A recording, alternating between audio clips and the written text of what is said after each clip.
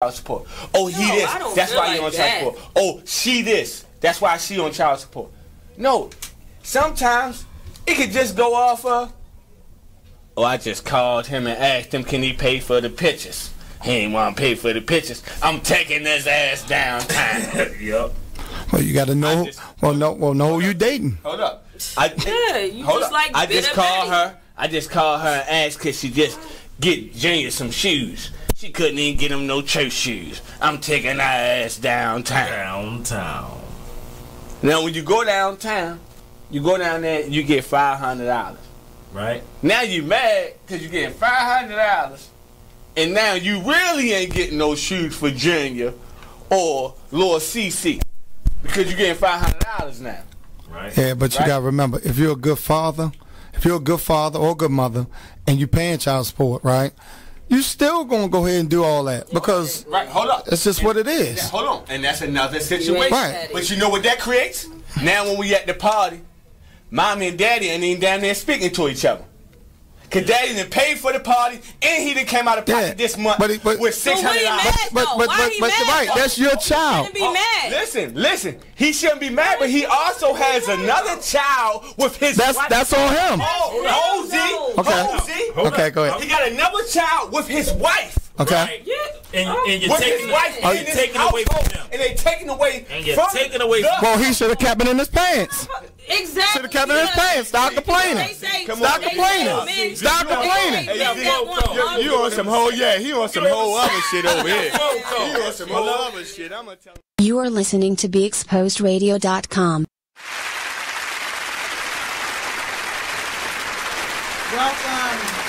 Welcome to Sunset Soul Radio Show. I'm your host, Love Dawn. I have with me today Mr. Nate from the Artist Exchange Radio Show. My co-host, Miss Lisha G, is en route. She gotta have a snack with her. She is en route. I'm not sure. Lisha? You see my face, Lisha? Lisha, bring a snack, please, because You see my face? it would just make the night go much easier. Glasses. See my face? Hopefully she don't get stuck in that traffic that I got stuck in this morning. Downtown was a little crazy. For whatever reason, all the streets are being worked on. And I don't get it. Are you new to Baltimore? I'm not new to Baltimore, but I'm saying This is every day in the city. Well, no, Every day from 4:30 to 5:45. No, this is all day. It's rush hour. I'm not talking about rush hour. I'm talking about the cones in the middle of the street with holes in it and the whole 9 yards. It's been everywhere. It's been coming from Middle River all the way at downtown. It just it threw off my whole day. So hopefully she don't get caught up in that. Is what I'm saying.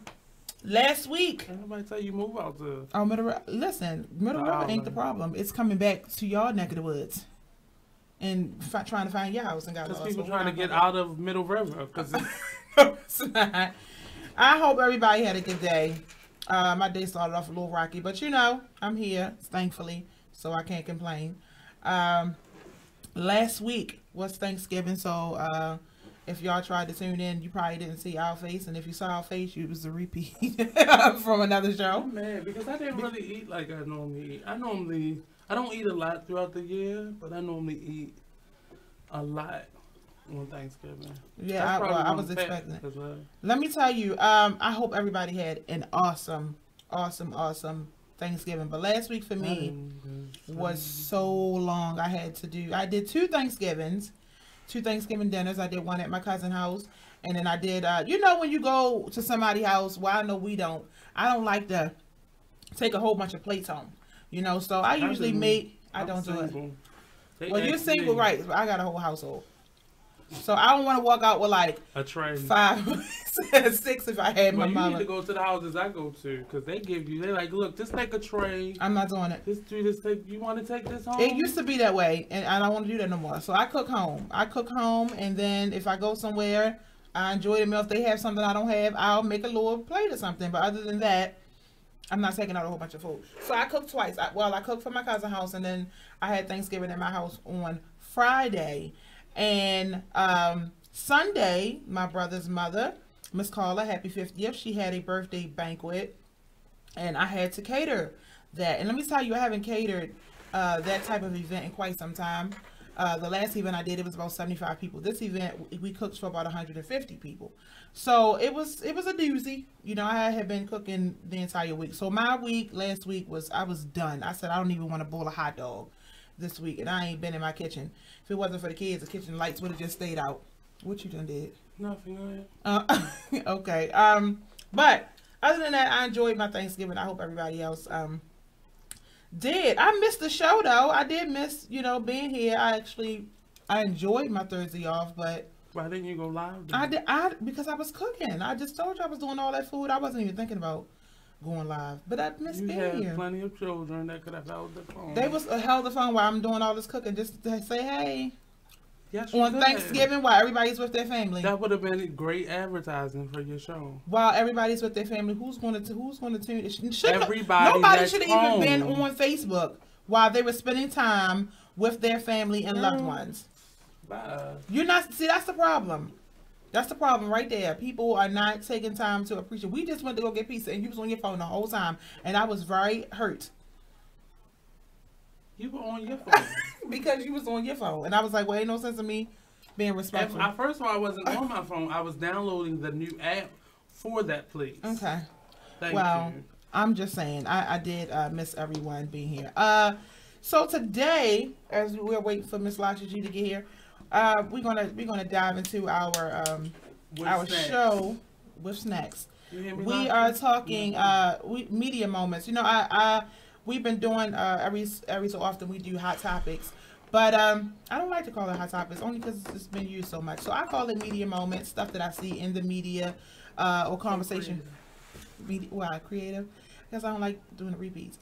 But it's so much like it gives you. It's so many things going on right now. It's like you can't run out of things to talk about because it just doesn't end. We had a show. I think the show week before last we were talking about all of the sexual harassment accusations that is going on right now. But we said last week when we did the show, thus far, because we knew, as everybody else knew, it was going to be. Doesn't look like it's going to be stopping anytime soon. I mean, the accusations just keep piling in. I know what you feel about it, Nate. You made your point clear that you're not here for it. You're not here for the 20 years of hurt. Don't see what you won't do. Just put that on my character. What I did say was, I feel like, and I put this on, like I posted this because a couple of things were coming out, and I feel like a lot of people will now use this as an opportunity to get that 15 minutes of fame. It's going to bring out people that are looking to write a book and make a couple dollars off of it. And I'm not saying it, like these women who it actually did happen to should not come out, but there needs to be a clear definition of what sexual assault is, what rape is, what unconsensual sex is, what groping means, and what is somebody just taking a shot, shooting their shot, and you not finding them attractive, and that's not, because a lot of these people that are now being fired did not physically touch, not all of them, not even most of them, but some of these people that are actually being accused and now being fired did not even touch the individual. And I'm not saying verbal physical assault is not as important, and we should not also include that in these defined definitions. But because you're not attracted to me and I am aggressive, I'm told that women are saying, I want an aggressive man. I don't want a weak man. I want somebody that's going to prove that they love me. And now these men, and now it's jokes. So all of these, the view, the talk, all of it's funny that these men, and they're teasing these men. Well, maybe they have a small penis, or maybe they didn't get any attention when they were younger. Maybe that's the truth. And maybe that now they all have a status or some type of money in their bank account. They feel a little bit more courage to be able to address these women. That's the word we use, courage. But at the same time, if Idris Elba did what you said, what's his name? I can't remember his name. Laura, Matt. What talking about? Well, he's different. Like, if he did what if somebody you wanted to do this did this to you, would you say something? Would you, if your dream guy did the same thing, would you say something? Or was it because it was an old man that did it? Is the problem that I'm having with it, because that's the stories that keeps being the narrative that's coming out. It's an old man, and I'm not saying some of these men, they look like they did it, but I can't judge somebody based on what they look like. All I want to know is the fact. That's the thing, though. What does that mean? They look like they did it? Is that because you hear that, you do hear that, and that's what, and that's why I said they look it. Like they a pervert, or they look like they. What nasty. does a pervert look mean? like? And it's the same thing that happens, and I want women to be pushed forward, but not at the risk of everybody else being pushed back. It's the same thing I say about black people. Do black people really want equality, or do they want ultimate power? Like, do women want equality, or do they want ultimate power? Like, that's the problem that I have, because then you're no better than the people that's been discriminated against you all these years. So we can't just keep putting things in, because there was a man that came out in the beginning also. They don't talk about him. I didn't hit what a man against who? Not talking about Spacey. Yeah, it was Kevin Spacey. Okay, that was the man I remember that. And then it was the man that came out against Usher. Like, it just begins to be. Well, when the men come out for whatever reason, that becomes a joke. Right. Like, it becomes, oh, I didn't know he got down. You know. That and it's not a joke if you say that about a woman. It's not a joke. Like, people are losing their whole life because people laughing and they did not do anything about it. Like, they're losing their livelihood. People are attached to these people. And my issue is, it becomes dangerous because they're not going to the companies, and I understand that. Because these companies didn't do anything. They swept it under the rug. But you don't have a lawyer that's going to take you seriously? That's going to fight for you? Now, even if you don't feel comfortable going directly to the police department, you can go to a lawyer before you go to CNN. Again, you're talking about the case right now, Russell Simmons, that just recently, I think that was today that came out in the news. This is 1991. We don't know the age of these women. You don't know. And it said that was already a court case that had already happened. That Terry Crews, she had already got settlement for, and now you seeing this wave of people coming out, and the statute of limitation is over on that court case. So now you will come out and you will make more money. And I hate to say it that way, but I'll again say, and as I said on this show and other shows, I've seen the other side of it. Right. I've seen people being falsely accused in their teenage years, and they're facing 20, 30 years.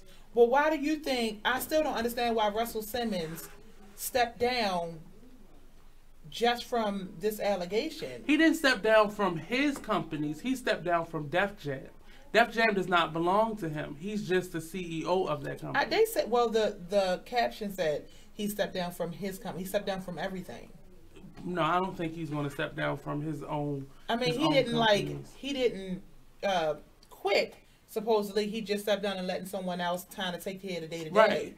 So they're still his companies. Right. But he's not going to be the face of like Def Jam anymore, which is going to probably hurt him, because that's probably what was bringing him the most money. But I'm not sorry because of their job, because these people are very well off. Right. And they have enough to be able to get a cheap apartment in a rundown city and live very well for the rest of their lives. Yeah. So I'm not worried about them. I'm worried about individuals that are in jail right now that did not have the money to make somebody be quiet or make this go away, or don't have a good spin person or PR person. Those are the people that I'm now worried about. And I do feel like there's this wave.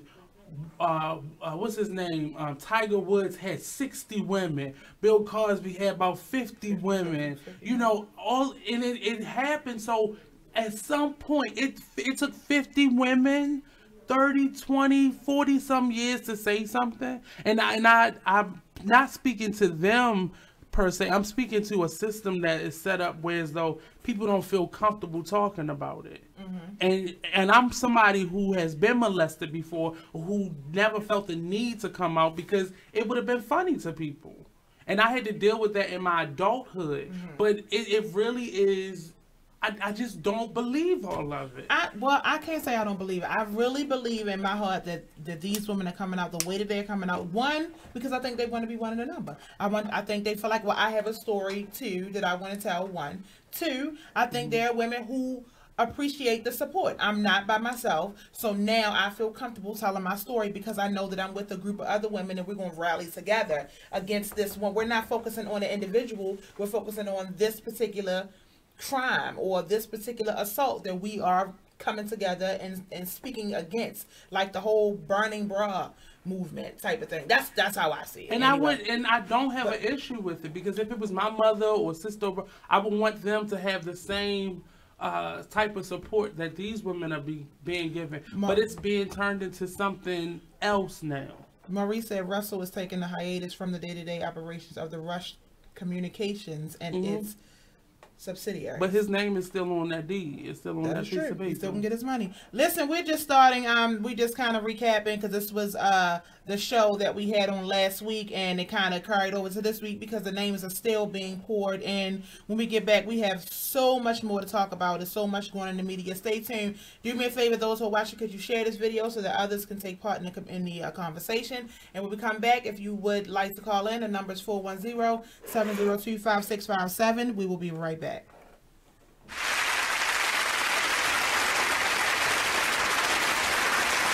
Check out what you missed on Be Exposed Radio. Are you getting your kids this hoverboard thing that's taken over the country? They range from $300 to $600. They're blowing up. And then, I mean, literally blowing up. That one video, I thought that was going to be the one and only video that I saw in reference to it, and it wasn't. Now I could probably tell you about 10 to 15 videos of this happening where this battery gets super, super hot and burns like holes into your tennis shoes. Oh my. And I know you would be pissed if you was wearing Jordans and you just paid all that money, you know, your lights are off. And especially if they're from China. Your lights off.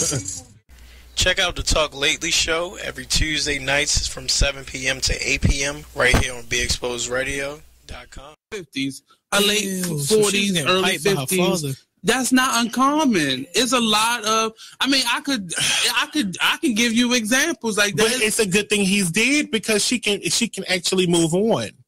Like, you can't move on. If he was alive, if he was alive and she found out she was having sex with her father for 15 years, you can't move on from that. Somebody's got to die. You can't. It's gonna be hard.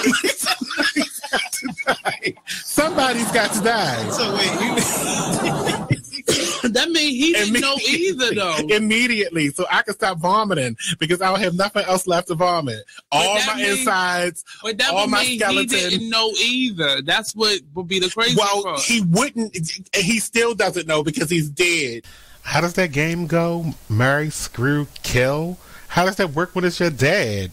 Oh my gosh, we talk about stuff like this and more every Tuesday at 7 p.m. on Talk Lately, the radio show. Only on BeExposedRadio.com and on YouTube live where you can see it. Check out this flashback of the Artist Exchange Radio Show on BeExposedRadio.com. Welcome back to the Artist Exchange Radio Show here live on BeExposedRadio.com. In the building, we have live Mr. Michael Ryder. There we go. And Mr. Steve Yarn. They're doing a partnership based on what was it again? The stories of the Vulcan Blazers. An awesome production that they have coming up. And now the name of it will be called Baltimore Heat. There we go. They were telling us a little bit about, they're in the pre-production phase of developing this Baltimore-based production. It seems like a really awesome idea, and I always love for more artistic events to come here, and because it's more of an event because you guys are going to actually use Baltimore as your complete backdrop of the city, and that's very awesome to hear. Yeah, we want people to fall in love with this project through the visions and the tales we're going to tell about these firefighters, but also we want them to fall in love with the city of Baltimore. Just like they did with Miami Vice and Chicago Fire and NYPD Blue and Sex in the City. Sex in the City and all these other places that have the city as a star as much as the artists and the actors are. And that's Baltimore what I go has for many years, many years have been the backdrops of many movies. I could think of a few Whoopi Goldberg movies, Sleepless in Seattle. A lot of these movies that have always used Baltimore as a scene. Not to mention The Wire and Homicide and countless other movies, House of Cards. All these movies and television shows have always used it, but it was never really about Baltimore. They always included Baltimore in the story or the backdrops or certain historical scenery, things spots, they absolutely needed to say. But it never House of Cards actually shoots in Baltimore. But they're saying that it's Washington D.C. Right. Yeah. So they're shooting here and not even giving us credit for the place over here. The Artist Exchange Radio Show every Friday 7 p.m. to 9 p.m. every Saturday 12 p.m. to 2 p.m. Real artist, real talk, real live on Be Exposed. Check out this flashback of the Artist Exchange Radio Show on BeExposedRadio.com. How did you know that this is what you wanted to do as far as being a singer or entertainer? It's always been in me. It's always been a part of who I am since a child. Since a child, I've always gotten karaoke boxes, and I've always learned this song and solos in school and all of those things. And I met my Reflections actually in high school, and we were singing and we were singing back then, choral music. Douglas High School. Yes, quack, come on through here. So 2 G's in a day pass. Okay, 2 G's in a bus pass, baby. It used to be, of course. It was destined. I feel like it was destined. My whole family sings. Everyone in my circle sings. It's like I just couldn't get away from it. I'm always gonna sing. Where did your personality come from? Are you always this crazy? Yes. Yes. Crazy. Right. I woke up like this. Okay. And went to sleep like it too. Literally. The Artist Exchange Radio Show every Friday 7 p.m. to 9 p.m. every Saturday 12 p.m. to 2 p.m. Real artist, real talk, real live on BeExposedRadio.com. You are listening to BeExposedRadio.com. We're back. Before the commercial break, we were recapping week before last show. We were talking about sexual harassment, and it kind of went over because, as I said before the commercial break, it just won't end. Matt Lauer, am I pronouncing his name right? Matt. You said it wrong, too. What'd you say? I'm sorry. Matt Lauer. Lowry. Okay, him. He was fired. There was no stepping down for him. He was fired, and he's been on NBC for quite some time. Like, he was very revered from what I hear. I'm saying two different things in my head. Everybody seemed to be shocked by that because he supposedly exposed himself. Exposed himself to some of, I guess, one of the employees. I'm just gonna say one because there's only been that allegation for that, and bought another employee a sex toy. Supposedly, I don't even know if it was the same employee. It might have been two different. I mean, it might have been two of the same person. I'm not quite sure. Either way, he stepped on down. Is it something? Because I'm losing the sound in here. Can you still hear me out there? Is that? Oh, okay. Okay. Anywho, he was fired. When I saw that, it kind of shocked me because I said, you know what? They is not playing. I mean, they really. People ain't. They ain't well, just they being. Are playing. Are they playing? What do you mean? I'm sorry. Okay, I know you. It's a touchy really, subject for you. No, because and I'm looking at it from the perspective not so much of shaming a victim, but more so from the perspective of even you see it on Facebook or social media now. If somebody sends you a message, now I don't agree with nobody sending somebody a penis shot or a picture of their vagina, or I don't agree with that. And especially if I didn't ask for it, that's not what I want. Don't send me that. But if you send me a message, if you call my phone, if you text me, and I don't want to talk to you, I'll say goodbye. I'll block you. That's what you before. I think that was you who said it before. Like, your issue is because they're not saying anything. They're not saying to the person, "I'm not interested in." They're not saying that, and not only are they not saying that, but they're now they're getting uberly. That doesn't look like a snack, but it's cool. But they're getting so upset about it that they're taking screenshots of the conversation of them going off on the person for saying hello sometimes, or just saying, "Hey, I think you pretty. Can I?" Well, this ain't saying, "Hey, this man." No, this is what is happening now. I'm connecting it to those things because now there's a heightened sense of what groping is or sexual assault is. Somebody just sliding in your inbox. Now that's this point, sexual like we assault said last week, Maurice had a whole list of the do's and don'ts for the workplace. Because now with all this going on, I wouldn't do any of that. Even if it was something as simple as just saying a good morning in the inbox, I wouldn't even. I'm just not even gonna play with the fire because it's too much. It's too in your face, and there's no way that you're not saying it because it's very. Even the guy, Senator Frankel, the picture that was taken a number of years ago, where he was like, she was asleep, and he was like over top of her, and everybody in the room. It wasn't a selfie back then. Somebody took that picture of him doing like this over top of her. Now, anybody else that you know, that would have been funny. But she felt some kind of way. But I had an issue with her because the moment he said, "I apologize," she said, "Oh, I accept your apology." And she was over it. But why are you on The View talking about it now? Why are you on The View talking about that specific moment and how it hurt you if you accepted his apology? So if you didn't accept his apology, I understand you going on this media blitz, but is there going to be a book soon? So what did you want her to say when he said, "I apologize"? Like, no, I don't accept your apology. If she's going to go on The View and still talk about it, yeah, I want her to say that. Well, the world is full of opportunists. Right. She had the opportunity to, it's my turn. I got a story. That's what I was saying. People want to be one another. And I think that a lot of this is, I got something to say too. Well, this happened to me too. It's a conversation. But this is a huge, catty moment of a bunch of girls coming, "Oh my goodness, it happened to you too, girl." Right, she's on Fox News. That's it. It just happened to be in broad daylight. It just happened to be in front of a camera or a blog site or whatever. Everybody want to tell this because ain't nobody saying they suing.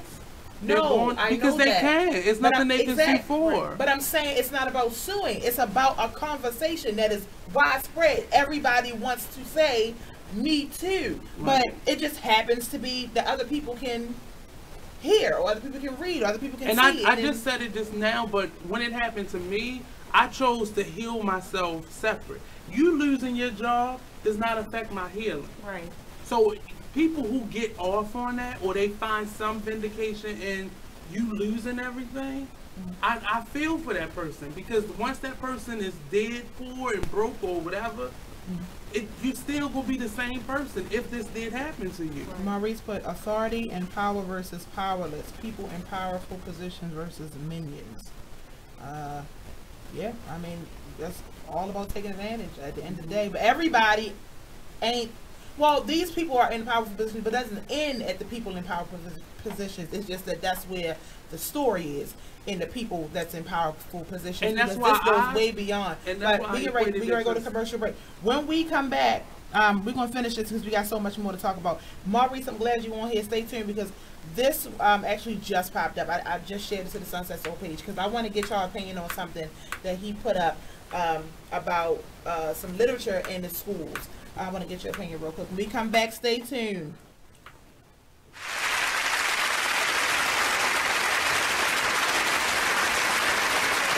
Man, it is what it is. Man, it is what it is. Well, it is what it is. This fly T Miles, also known as Tyree Miles, and Mr. Miles the writer. Hip Hop K, check us out every Friday on Be Exposed Radio at 9/11. Coming to y'all soon. Check out this flashback of the Artist Exchange Radio Show on BeExposedRadio.com. Joining us right now is Mr. Antonio Long. He was one of our first See Baltimore artists. That tour is actually under construction, and we're doing some revamping and making sure the foundation is solid. Yes. So we haven't forgotten about it. So December, we kind of took a pause, and we'll be back up and running in January. My mind is on food. I need food. If you're in the downtown Baltimore area and you have a cheeseburger in your hand, definitely stop past the studio. Give me a call and let me know where you are, and I'll meet you wherever you are. But Antonio Long is joining us in the building. He's a singer, inspirational, not necessarily gospel, not necessarily R&B, but encompassed of both of them. Yeah. So let us know a little bit about who you are, what you do. Singer, writer, recording artist, and I just like to make good music. There we go. From Baltimore. So possibly we'll hear a little bit of it live if he's not afraid, because we throw people under the bus. Yeah. Talent-wise. No doubt. On this show. We got to see if you got the chops to sink or swim. Okay. We do it. We don't hold back here. We don't hold back here. But we'll definitely try to hear from him a couple more segments. So let us know about your music. So do you have an EP coming out, or is it one in the making? I just released the EP, actually, October 28th. Okay, okay. Yeah, it's called Life. Life. Yeah. So what was it like making that? It was fun. This is my first... it's 8 songs on the project, so it's kind of a little more lengthy than your typical EP. But I put out a mixtape last year, but this is my first official project. Everything else has been singles. So you're singing your own music now? I'm singing my own music. Did you write it? All original music. Yeah. Okay. And it was fun. The creative process was fun. I worked with Junior Lee. Okay. With Faith Junkie Productions. He's based out of Delaware. Okay. And it was fun. You know, I was going up there. 2-3 times. It was business because it's your money on the line. Definitely. Right. No major labels. Yeah, no doubt. It was fun. It gave me. I mean, it's more work than what I expected. Honestly, I mean, because you're doing a bunch of different. You're writing and the performer in it, so that's 2 big jobs right there. Yeah, it was definitely. But creatively, it was great. It was great collaborations. I also worked with Anthony Johnson. He produced a song off of the EP. He's from Virginia, and I worked with So For Real Productions. You deal with some legit individuals. Okay. Yeah. So. The Artist Exchange Radio Show every Friday, 7 p.m. to 9 p.m., every Saturday, 12 p.m. to 2 p.m. Real artist, real talk, real live on BeExposedRadio.com. You are listening to BeExposedRadio.com. We are back.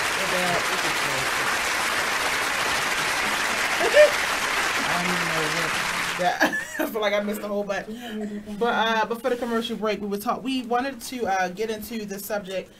Maurice, one of our good friends that has been on the show several times, he put up a post prior to the show starting, and it got kind of heated because I didn't agree particularly. There was a mother who had a couple of pages from a book called Buck, a memoir by M.K. Asante, and the book, they're using it at a school here, I think it says Digital Harbor High School. And if I'm not mistaken, he said the area is like Cherry Hill. It's not. South. It's Federal Hill. No, it's not even Cherry Hill. That's Digital Harbor is right there on Baltimore Street. Well, he didn't just say Cherry. He said he just said the surrounding communities. Yeah, it's in Federal Hill. Okay. Well, the surrounding communities. Yeah. Okay. Yeah. So, point is, it's in the city. They tried to make it seem like it was hood. No, he named all of the inner cities around the school. It's in Federal Hill. All right, Monty. I'm just saying. Okay, but the point is, it's inner city. That's what I'm getting at, and it's in Baltimore City. Just don't forget to say Federal Hill. Federal Hill, but it's still not made up by the community. Right. But I'm just saying because something like this could happen in Federal Hill. Okay, so the mother was upset because the book had some very vulgar wording, and she took pictures. It was about 4 or 5 pictures that she had up on the post, and I wrote a couple excerpts out of what I'm just going to say. I'm assuming that she wanted to point out because I didn't want to print out. I didn't want to copy the whole book, so I'm going to read. You should read the whole book. I'm not going to do it. I'm going to read the 4 excerpts that I have. Now, mind you, her child is a 14-year-old that goes to this school. This book is, I'm assuming, required reading. It's a part of the curriculum, and they are learning off of this book. This man wrote this book. He was born in Zimbabwe, raised in Philly, in a life of drugs, sex, and violence, and he educated himself through gangs, rap music, mystic cults. He put ghetto philosophy in books, and he evolved. So this book is talking about his life experience. So he's using real life experiences in this book. Okay. Okay, all right. One part. Boom, boom, boom. The bass from Luke's face down, ass up is beating in the house, pounding, thumping, face down, ass up. That's the way I like to fuck. Girls naked or in neon G-strings dancing everywhere. A blur of clapping asses. A buffet of shapes, teardrops, bubbles, apples, cherries, pears, hearts, and straight up ghetto booties. Instant wood in my pants. Holes on your mark. Pull out his watch to keep time. They hit their knees. Set. They whip out the condoms and roll them on. Go. Everyone in the room is going crazy, screaming and shouting. Lord have mercy, she's sucking the earth, wind, and fire out of his dick. She's sucking the black off his shit. It's over faster than a Tyson fight. Now, Is that by Lil Uzi Vert? This is or Gucci Mane. This is by MK Asante. Maurice put the students who attended Digital Harbor comes from Cherry Hill, Westport, Brooklyn, and South Baltimore. They come from all over the city. I said that. I said that's irrelevant. Right. That sounds like what they listen to on the. And this is what Maurice was saying. He was saying, why are the parents getting upset when this conversation? That song. That's the song that their parents were listening to. This isn't the song. The Luke song. The Luke song. No, I listen to Face Down Ass Up, but I wouldn't listen to it right now. Plus, I don't want to listen to it. But what I was saying was that passage you read sounds like lyrics from music that this generation, the 13, 14, 15-year-olds are listening to because they're listening to Luke and writing their own song. So why? I mean, if you tell them where do you think they're getting it from? That was a description of every music video that's on TV right now. So what is the right? Now I'm the one. I have it. Now I'm not talking about the parents. I'm not gonna tell you what I said. I don't agree with my 14-year-old reading this book in school. The argument is this is what they see every day. Let me finish No, this is several paragraphs from out the 4 pages that I read. But that's what I'm saying. The whole book is his experience. So there's going to be several things like this throughout the book, expectantly, because this is what he grew up around. I'm not knocking it. The book got amazing reviews, and that's what I told him. The book has amazing reviews. You have to read the whole I definitely would read the whole book, and I'm quite sure that there is a means to an end. I'm quite sure that all of this was for him to say but I evolved from this to this. I don't disagree with that, and that's what I said at the end of me and Maurice's debate, that I think the parents need to bear witness to the aftermath of this lesson, because the introduction from me being a parent, if this book came to my house and my child is either reading aloud or I pick up the book and read it, I'm going to have the same response as that mother did, like, what the hell is this that you're reading? This is not okay. Because first of all, I don't let my kids listen to Little Uzi or whoever you just said. I don't allow my kids to watch movies like that. Not saying they not sneaking and watching it. Not saying that they not sneaking and listening to these songs. I said I don't allow it. So I'm not going to sit here and tell you that I would allow them to read a book with these things in it either. Now, if you're going to say, I know this is going to sound crazy, but this is what and this is the lessons that go along with this book by. I mean, he's asking us what other verbiage could we use, or what other way we could have went, or how he evolved. Okay, fine, but I'm not yelling at you. I'm saying this was my point of view of it. But literature is known to be offensive. I agree. Huckleberry Finn is very offensive. We don't the one where they were on the island and they start killing each other off?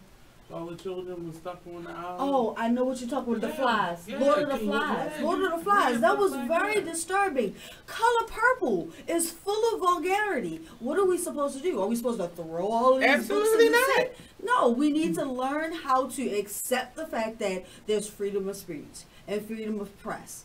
And this stuff has been printed, and we can utilize it for whatever the purpose is, that the intended purpose was for this literary course. But we can't just I don't think that we should just throw everything to the wind. I don't think so. Is there? So offensive. let me ask this because we discussed this before when this is why kids Laval so and all them were here. We were talking about age appropriate. So does it matter? Because if she so does child read anything? Like what are you telling your child to read? Well, I can only speak for myself.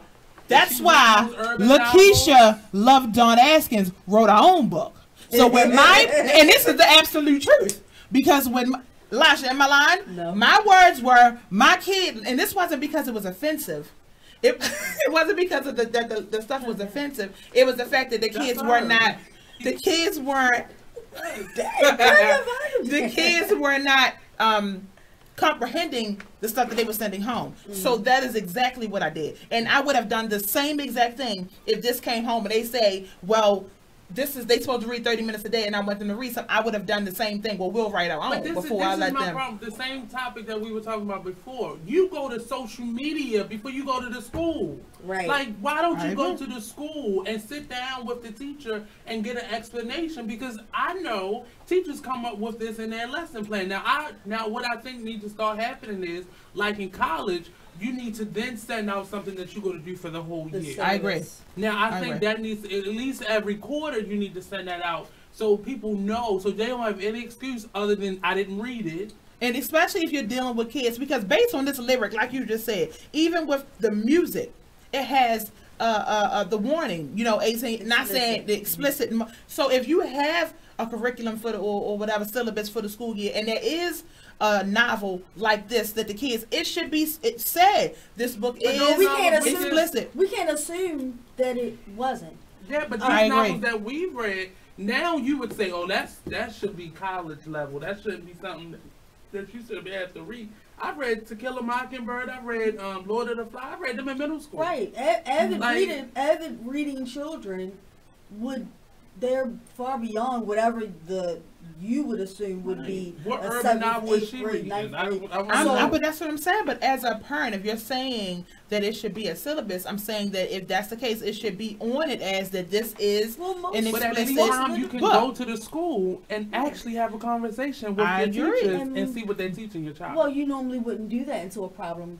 And that's what's happening. And that's what's happening. Truthfully, most parents ain't even going to look at the book to see what they're reading. And that's what I was about to say. Even if they list it on the syllabus, how many parents actually decide that I'm going to read this book with you? You just say how many of them reading. Well, that's true. Right, you can say that. So I mean, I felt like that's what you was thinking. But I was. I mean, me and my son, we go through. I get mad at him because he don't tell me what books he's reading until after he's read them. And I get frustrated because I want to read the book with them so we can talk about it, whatever. But yeah, most parents aren't going to. They'll see the list. Now, if face down, ass up isn't in the name of the title, no, well, right. Then, but I'm not worried about it because it doesn't give me any. So let me ask you this. So you heard what I just read. I won't read it again. I said ass, y'all. But listen, you heard what I just read. You walking past your son, you say, go do your homework. Your son is reading this book and he's reading it aloud. Boom, boom, boom, loop song, face down, ass up. You're not going to stop and be like, what? Like, what are you? But that moment, that immediate reaction, that means that something isn't okay. But no. That means that's not how. Well, first of all, if your children don't use that type of language and are respectful, when they get to it, they're gonna say, "Hey, Ma, look at this. Look what's now, in this book." That's what me and him. That's what I said to him when we got further in the conversation. I said, well, let me say this. Maybe if it's high school. Because all I saw was a 14-year-old girl. I don't know exactly what grade she was in. 14 is probably 9th grade. I said, I guess by the time you get to high school, first of all, it's not being introduced to much. I mean, basically, whatever is that's out there, you've already been exposed to. Yeah. Mm-hmm. Right. And you are slightly mature enough to be able to navigate through a book, to not focus. I'm not saying you ain't going to look at or even enjoy the explicit stuff, but I'm saying you are mature enough to at least read the book and get past the giggle and then finish and continue, not just focus on just the bad stuff, you know. And I think that I could probably understand it if it was high school. But by the time you're 14, your parents should have said something to you, so this isn't funny to you. But if you're not talking to your children, it's going to be over their head. And if you aren't reading, if you aren't being attentive to your child's curriculum, then you are the person with the problem. But it's easy to blame it on the teacher because what's this? Did this happen recently? So to my knowledge, yeah, right. Based on the ladies' half of the school year is already done. And you now have a problem with this teacher. No, I mean, and what's supposed to happen now at this point? Are they supposed to pull a book now? I mean, at the end of the day, your kid's still going to have to finish reading it, still going to have to get the grade for the assignment, so why don't you just read it with them? And to my knowledge, it goes through a process. It's not so the book had to have already been approved prior to, at least I'm just going to assume. Yeah, because teachers have to set their objectives at the end of the day. We don't know that, though, because remember we did the show about I Am Jazzy. That wasn't a part of the curriculum, but they read that. But that wasn't required reading. That was, let's bring this in for me to read to the class. Like, the student brought that in. That wasn't the teacher's preparation. That was the student who brought that book in. I mean, I'm sure it's gone through whatever proper channels need to go through for it to get approved and be selected. But we have not read enough of the book to judge the entire book. I'm going to read it. I'm going to read it. That's still not the whole book, though, Keisha. I'm going to read it. I'm going to read the whole book. Oh, okay. I'm going to read the whole book because outside of all of this, which I'm not even going to say negative, talk, because everybody wasn't against it. That was the mom that put it out there. But I went to look at the description and read the synopsis of the book myself, and it sounds like a good book. And like I said, you got Maya Angelou, you got big name people who actually read the book, read and advocated for the book. Don't do that. It's very difficult. What's the name of the book? It's called Buck. Buck, a memoir. What is it about? It's about his life. It's about his life growing up and being from Zimbabwe, moving to Philly with his parents, but he had to basically raise himself. And it's his memoir. Okay. His life story. I'm pretty sure there's more important features of the book that the parent just didn't get a chance to get to and kind of got caught up on. She that. probably still ain't went to the school because she's trying to get he said kids are having sex in school, stairwells, bringing weapons to school, selling drugs in school, kids assaulting teachers, but a book is the problem. I get it. That's the only thing you have to talk about. Right. The book has been pulled by North Avenue. They pulled it. Because all of this highlight. But I mean, I get it. I understand her frustration, but make you bad. Because I hate parents sometimes.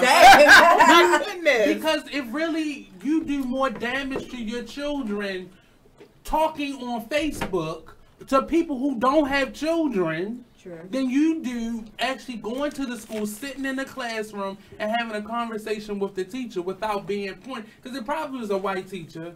Nate, we don't know that. I'm gonna tell you it probably. You really think a white teacher gonna pull a bucket? I did in Richmond at Digital Harbor. They have a lot of white teachers there, but they probably somebody who thought, okay, this is the population that I'm teaching. This is something that they would probably relate to, and probably would actually read it. Because obviously, because the child brought it home and was reading, the parents saw it. Listen, we can ready to take another commercial break. When we come back, we got so much to talk about. I promise you, I don't know if we're gonna be able to get through all this today. But if you are watching, those who are watching, can you share this out so others can take part of this conversation? When we share, please, appreciate it. And you can call us when we come back from commercial break, 410-702-5657. If you have something to say about this this book, we would love to hear it. And we're going to move on to the next topic. We'll be right back. Hey everybody, check out what you missed on the one and only Be Inspired radio show. I'm just thankful this year I've dealt with, some growing pains, and I've overcome some things, and I've also, accomplished some things in the process. I've learned some things. I've learned I learned that everybody loves your work until they got to pay for it. That's what I learned. That's what I learned. I learned everybody loves what you do. The pay? I mean, not always. Listen, but... the Bible says money answereth all things. Well, okay, and there is a place. There is a place where finances is necessary, and when you got kids and when you got a wife, and then you doing everything, and you know you top dog at what you do, especially when you weren't in the same place you like with this radio show. You ain't in the same place you were a year ago. Should nobody be coming on the show and not donating to your show? Can you say that on my show? Should nobody be coming to your show? Can you say that in the middle of the live? Yeah, make that a promo, please. Should nobody come on this show without donating? That is a nice commercial. I don't care if it's $20. Donate. Tune in to Be Inspired every Wednesday live at 7 p.m. right here on BeExposedRadio.com. Yeah, this the man that holds it down, Mr. Showtime, D the Boss. Check us out every Saturday, 5 to 7 p.m. Eastern Standard Time, only on BeExposedRadio.com. I'm in a relationship. Mm-hmm. My girl happens to be long distance. Mm-hmm. So with that being said, I beat my thing like it owes me money. Sorry. Because I asked that because so many people are not comfortable.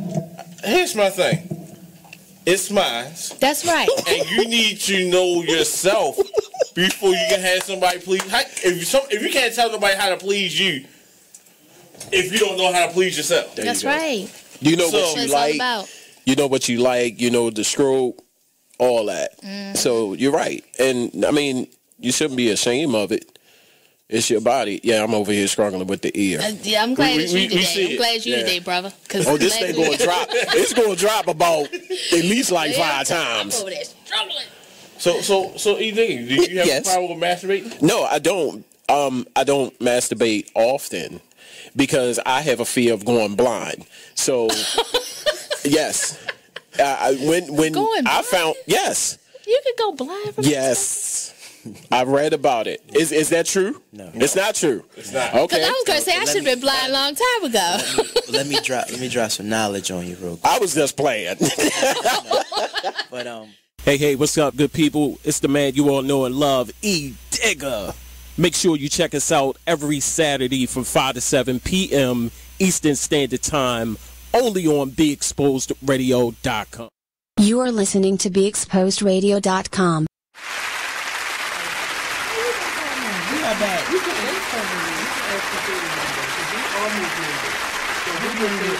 we was there for maybe like 3 hours. And that's just the first 3 levels, and then the basement has 2. Did you see they were live. the waterfall? Did we say waterfall? No, we didn't. First of all, Sunset Soul viewers, I want to apologize about my rude co-hosts and guests, because I didn't say it several times back, and they talking about the museum, which was beautiful, might I add. Hopefully y'all get a chance to go visit that. We were there and we saw everything except for the entire basement. The entire basement. No, That's we levels. didn't see the entire. We saw 2 of the 3 levels in the basement. But I didn't see it, so I don't want to hear about it. Right. I said it didn't happen. Okay. I wasn't there. So we're not going to talk about it. Hey, Mr. Benton, where you been? Jonathan! How are you? He's a man of his word. Ain't he? Before the commercial break, we were talking about the book that was at the school it was Buck, a memoir by M.K. Asante. I'm going to read the book only because, first of all, I'm interested now to see how, what the whole thing, how it plays out, and how, and like I said, the review said it was really, really good. So I'm gonna check it out. There was several things that I wrote that I wanted to talk about. First of all, I'm not sure who all went to the funeral on yesterday of Detective Suter out Randallstown, but I heard the traffic was completely backed up, so I know it was the like burial was in house. Randallstown. The funeral was at Mount Pleasant. It was? Mm-hmm. Okay, so what was out Randallstown? The burial. Where are they? Because they said I thought they said Von Green. Oh, boy, was that the viewing? I thought they said Von Green. I must have been the viewing. Okay. But well, I know that yesterday. It was. I would not have went to that. The viewing? I'm not sure. I mean, I could have been misinformed. I was based on people who lived out there were saying that the viewing was there. I didn't actually go. I did watch. That wasn't the funeral. Okay. I watched the funeral at the church, but it was. Well, I didn't watch the entire thing. I just wasn't. It was a sad day. Put it like that. So I really pray for the family. Tasteless. I really do. Like, and you talking about somebody who watched Whitney Houston's funeral, but I just think that was tacky. Like it's because you couldn't be there, and that's your way of. I mean, it's the media now. It's your way of showing respect. Because if you can't get there, then you know. Rachel said the viewing, so the viewing was out there. So they probably got the two mixed up. I have an issue with the news being there. If the family sets it up where it's broadcast, then that's a difference. But I have an issue with it being on the news. It was such a public. You know, it's a story. It's a story. You can't get around. And it's still a story. The outside of it, like you do a helicopter and they were overseeing that. I get that. But to be inside, like, I think that is so... And then I only felt that way because I had seen things like that on the news prior, but I had a grandmother that was killed, and they were trying to get into the funeral. And it's tacky to me. Oh, wow. Like, that's just tacky. Like, that's the moment the family should have. I just don't agree with it. But I think it was an awesome opportunity to win souls to Christ because from what I heard, the preacher preached an amazing sermon. Mm-hmm. And so the people that probably would not have already seen. So it was an opportunity for seeds to be planted. So if there were seeds planted, then now we can water. I'm not going to talk. I was just looking. I had to, as she was speaking, I was looking for the bell. I was like, where'd it go? But what I don't understand is, okay, so today we were talking about this today. They put the picture up. They were talking about, former officer. I don't think he's officer anymore. No, he's in jail. Jenkins, who supposedly planted drugs and had Officer Suter, the deceased, to find the drugs some years ago. And they've been putting this up all day. Then you have T.J. Smith, they're saying that the two are not affiliated. The story of the man setting Suter up to find the drugs has nothing to do with his death recently. Well, not that it was another one. My question is, why are you putting this news out there, like breaking news, like conspiracy Jenkins, theories. Right? And this is what keeps people running to. Everybody wants to be a private investigator now. Mm-hmm. So if I give you a little bit here and a little bit there, you'll come up with all kind of possibilities and potential. So that opens up the media opportunity to have a story on almost anything. They can create a story now. So and that's what they're doing, and that's what it seems like to me. The media is trying to pit officer against officer. Now everybody is already assuming that this is some sort of inside job. And the question that I wanted to talk about prior to this new piece of information that the news is putting out there was, do you think that an outside agency should be running this investigation? Because the question is, was it somebody on the street? And like they say, and the truth is, the reward is up to $215,000 now. $215,000. And nobody said anything. Nobody has said anything. What, it was on Bennett Place? Very rarely is that space without anybody on it. Exactly. And it should be a camera, and I'm quite sure it's a spotlight in that area. Because that spot has been hot for a long time. That's down there which was the reason why he was there investigating. That's down there where Murphy Homes used to be at. Yep. Rachel said now that he is buried, she bet it's going to come out that it was the partner he had that day that murdered him. I think they are just waiting for things to settle down. Well, Rachel, they have on camera the partner, which was not his regular partner. Right. Across the way, when the shooting was taking place. Was he out of the view of the camera?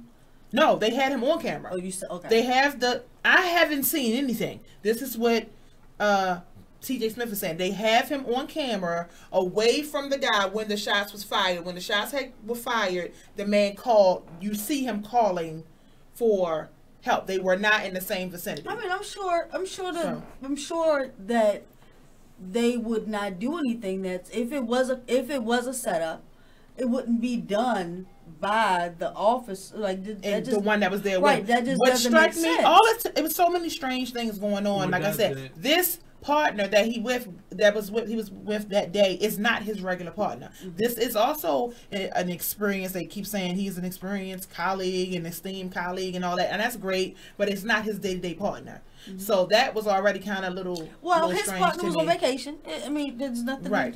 Well, it's just we gotta. Yeah. But I think that anytime that something like this happens, we're always gonna suspect. Right. I'm not sure we'll get an actual answer because I think this is all a private investigation. But they're giving us bits and pieces. But because he was going to testify against those, he had an internal affairs case open right now. They have to get somebody outside. And then they put out the information about him being a drug dealer and when we come back, we're going to continue this conversation. Stay tuned. I'm going to read your comments. Those who are commenting, we're going to read as soon as we come back. Share this out so others can take part, and we will be right back.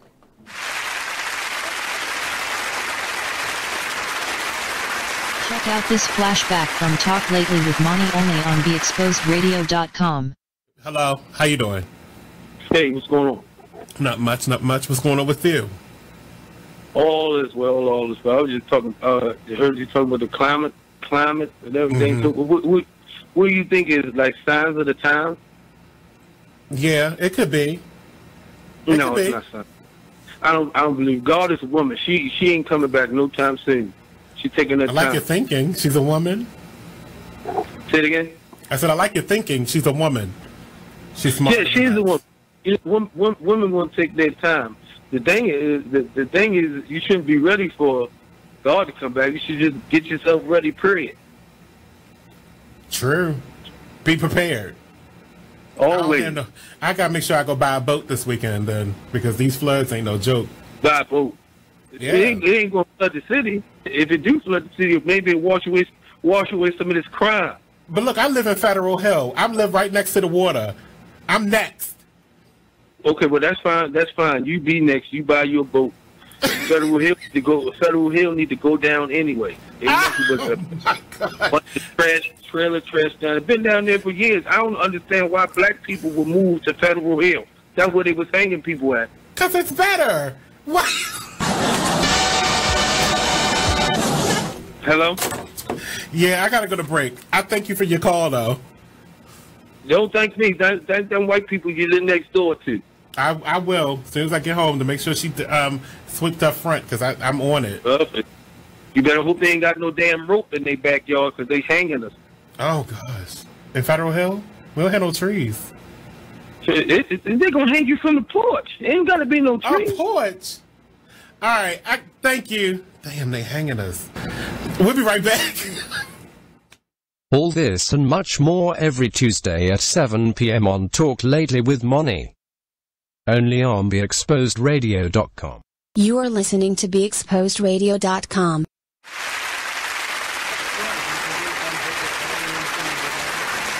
We're back.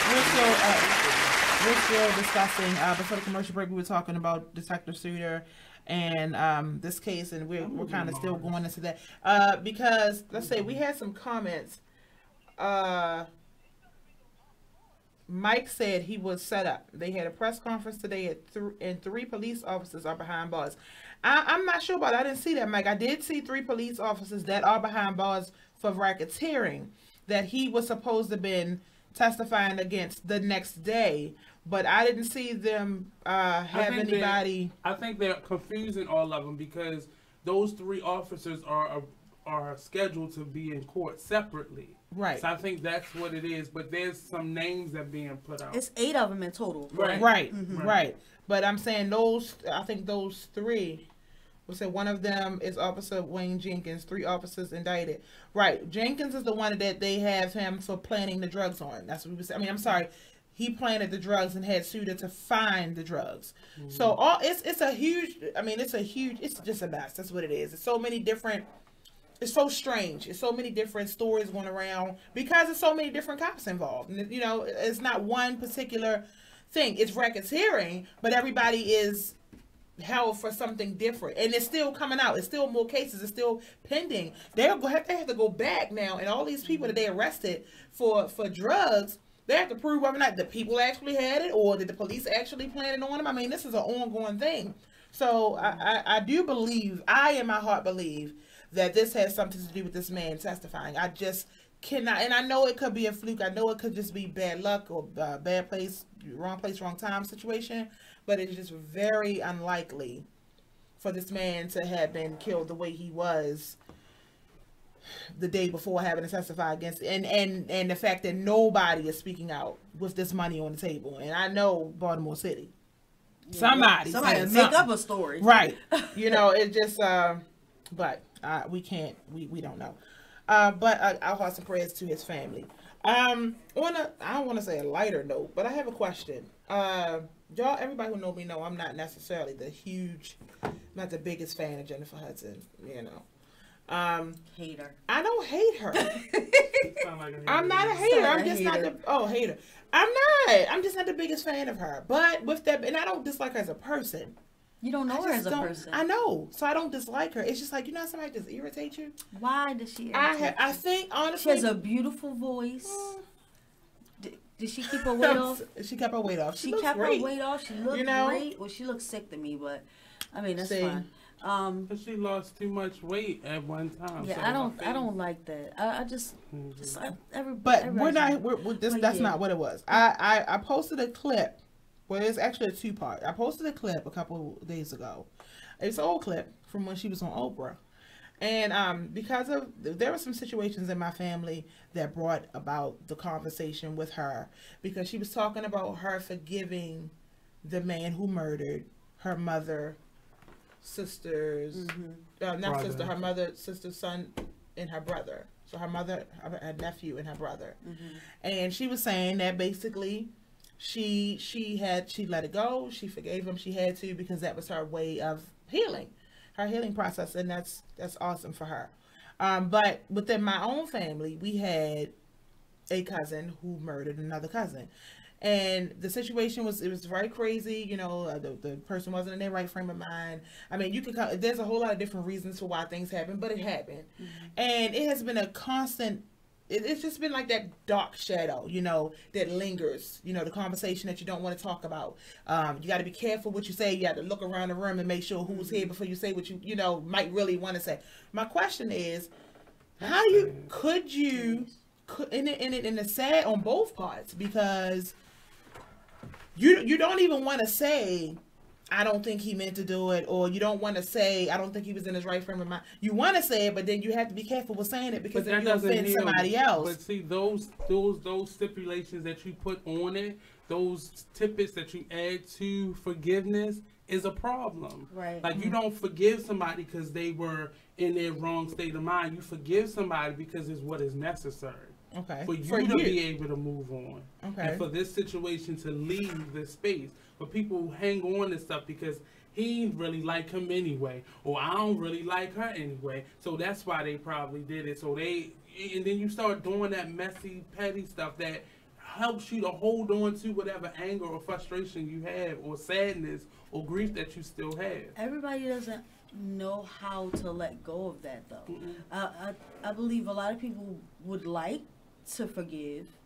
And they're like, really, I wish I could forgive them for this, but I don't know how to do it. Right. It's and I say this because it's happened to me. It's a decision. And I know everybody is different, but it's a decision. It's not a magical key that you have to find. It's a decision that you have to constantly make, that I'm going to let this go. So that's the thing. So you have to constantly make it. But what happens when you make the decision and then you see that person and all of those feelings come back up? Then you didn't let go the first time. But that's what it is, more than just a decision. It's more than just. But it's a constant decision that you have to continuously make until you don't have to make it anymore. It is what it is. And see, I can't say, because so you're saying that if you have feelings or you respond a certain kind of way, that means you haven't forgave? Okay, so this is what I had an attitude problem when I really? I did. Oh, right. I don't have an attitude problem. I really don't. I'm not walk around mad. You don't. But this is what my grandmother said to me. So you ever been in a place where somebody's saying, I'm sorry, and you don't want to accept their apology? It is not the person, whether they're sincere or not. It is you that is choosing to hold on to whatever hurt or emotional distress you're under, based on what that person may have did. You're deciding to stay angry. You're deciding to. It could have just been. this is easy. You saying, okay, I forgive you. And just letting it go. But you still hurt. You And I'm not saying, but that's what I'm saying. I'm not saying that you can't have these feelings, but you're still hurting. Right. So and I can say, I'm gonna make the decision to forgive you, and then I see you, and my blood starts boiling again. But you now have to do whatever, how you get to your center spot. But people don't know that. People don't always understand that. All right, you need to go. No, that's what they not think choice is if you have feelings. But what they think is you're in control of your feelings. You are in control. You now saying, you know what? Here, take my feelings. And whatever you do to them is what you do to them. I don't agree with that, man. Because if you forgive somebody, I agree with you. Have to constantly work at it. Because just because you say you forgave somebody today, like you say, anything could rev up those feelings inside of you. That doesn't mean I'm angry with you anymore. I'm just still hurt. You have to That's start two with different wanting. things. You have to start with wanting to let go and wanting to do better. You have to, and it's not putting the blame on you now, but you have to decide that I don't want to be in this space no more. You can't and now make the actions to actually get to that other side. But you don't decide it until you realize that this thing is having an effect on you. Most people don't realize that they have that control. The decision has to come first. In most cases, the decision has to come first. The decision, yes, you have to make. But just because you make a decision doesn't mean you're going to stick with it. And that's why people are holding on to things, and people are dying holding on to them. All you right, have to make a decision. No, I'm just saying, no. And that's. I'm sorry. I grew up with a great grandmother in my house, and that's the type of wisdom that she gave. You can't let somebody hold on to your emotions. You have to always have control over. But and all I'm saying is everybody didn't have a Medea in their life to teach them that. And I get that. But at the end of the day, whether they had her or not, you still have to make a decision. I agree. And you know at some point where the ignorance veil is lifted that I am holding on to this. Because whenever that person comes around you, I choose to be angry. And that I choose to revisit that moment. I don't know if I choose to be angry. It is a choice. But I may be angry. Even the Bible says angry but sin not. Anger but sin not. Right. Which means sometimes you're going to get angry. Not because you want to be angry. Some things just anger you. But we have to make a conscious decision. And I agree. But everybody doesn't understand how to control their emotions. Ignorance will kill you. It will. And ignorance is a choice that you're making. It will. Because I can say, I did not have this, I did not have this. And at some point, I am 50 years old saying I did not have this. And now, for those whatever years, you've chosen not to have it. So what do we do for those that do not understand that? Because that's not the soul issue, though. I'm sorry. It's not my soul issue. Right, no, it's not. It's not my soul issue. They have to find that for themselves. But you just said find that without other people. You just said you had. You got yours from you had from your grandmother. You had a Medea. But I had to make the decision, though. I had to. She couldn't make that decision for me. You can't make a decision for me. But you wouldn't have I have to make that decision for myself. But see, what people are hearing. Because we tend to think a decision is words. No. We think that if I say, like we used to say, I choose to be happy, those are words. You can say that. You can make that a chant if you would like. But at the end of the day, if you don't, that doesn't pierce you. If you don't, like you say, you don't honor what you say. If you don't, so I agree with the one thing you say that I agree with is that you have to constantly work at it. It is physical actions, right? But sometimes the physical action is, I need to leave. I can't be around you because, like, okay, Kaya said. But, so now you're getting to it. So you're making that conscious decision to remove yourself from a situation that will cause you pain. Some people choose to stay and just keep picking because you know why they saying? Because they have put all their faith in the words that they said. Listen, women. Let's use a woman. I can only speak for a woman. Will say, "I forgive you." Knowing that you're still mad, you're still holding that in your heart.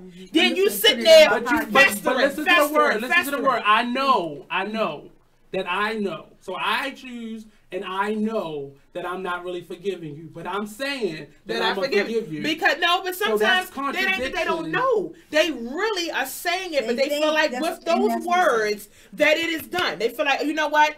I forgive you. I'm going to let it go. They mean it when they're saying it. When those emotions come exactly. back. And then emotions come back. When you say it, you do mean it. So you have to keep and saying that's it. what we don't do. Either keep saying it, you have to keep activating it. You know what? I'm not going to let this, because at this point, like you said, if I forgave you, there's no more conversation need to take place between me and you. Everything now is necessarily. No, I'm saying if you're saying I forgave you for what you did, if God forbid you killed somebody in my family, Lisha, and I come to you and we have a dialogue, you say, well, Lisha, I forgive you. Okay? And I give you that. We cry. We hug it out. Or whatever you want to do. You go your way, I go mine.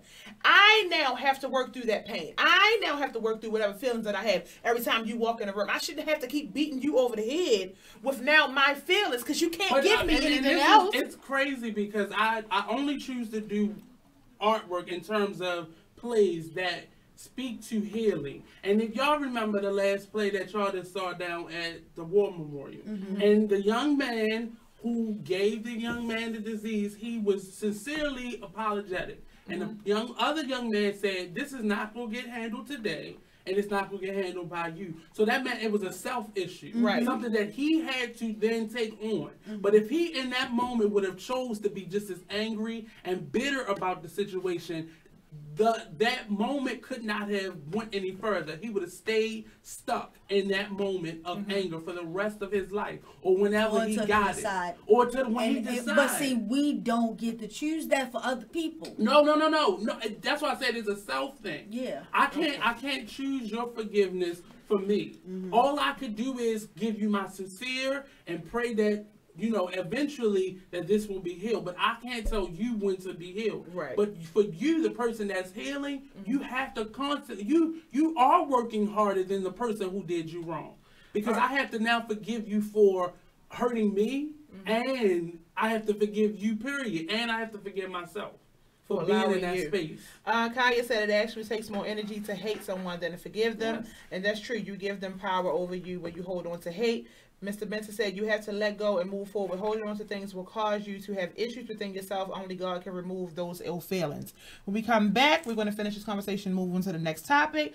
Those who are watching, share this so others can take part in the conversation, or give us a call at 410-702-5657.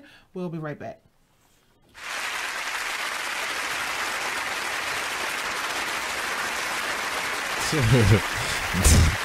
Do yourself a favor and listen to this hilarious flashback on Charm City Direct Radio Show. You know me. I eat like this all the time. Do I gain any weight? No, at all. You can have my belly right now. I'm giving away body parts. Somebody said they need a butt. Somebody said they need a butt. I can use a little extra tissue there. I can pop it. Right now. He out here giving out butt cheek donations. Hey everybody, it's your girl, the magical glow getter herself, Anissa Maureen, co-host of the Charm City Direct Radio Show. Catch me and the rest of my team every Saturday, 5 to 7 p.m. on BeExposedRadio.com. You are listening to BeExposedRadio.com, the home of Talk Lately with Monty, every Tuesday at 7 p.m. You are listening to BeExposedRadio.com, the home of Talk Lately with Monty, every Tuesday at 7 p.m. You are listening. Hey everybody, this is your girl, the one and only Thick Cows. Check us out every Saturday from 5 to 7, only on BeExposedRadio.com. Whatever parents. They gotta have the best of everything. Or when you go to school, you gonna kill them. Yeah. You know what I mean? And then you look and it's like, did you have it like that when you was in school? Nah, girl. My parents, I had to go to school with stuff, old tennis shoes and stuff like that. I ain't gonna let my kids go, but a decent pair of tennis shoes, a decent slacks, whatever. I'm kind of glad that they did the uniforms. Oh my God, they did the uniforms right while I was leaving. They did the uniforms. It was like 2 years behind me right after I left from school. And I'm like, oh man, it saved a lot for our parents. It helped the parents a lot. But still, they still found the way to live vicariously through their kids. Yeah. Because like with my daughter's school, when she was in school, as long as she wore the shirt, the school shirt, she could wear any pants. or as long as she had like the cardigan on, a school cardigan, she could wear any outfit. And do you realize, like private schools, county schools, deep county schools, they've been in different towns. They already been wearing uniforms. Even when you watch like an after school special, they have on uniforms. We're the only ones in the urban areas that did not have on uniforms. Yeah. We still were.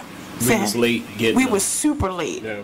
Hey, what's up, good people? It's the man you all know and love, E. Digger.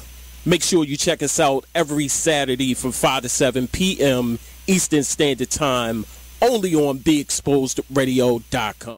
You are listening to BeExposedRadio.com. We're back. For the commercial break, we were talking about Miss Jennifer Hudson and forgiveness and her forgiving of her family after the murdering of the murdering of her family.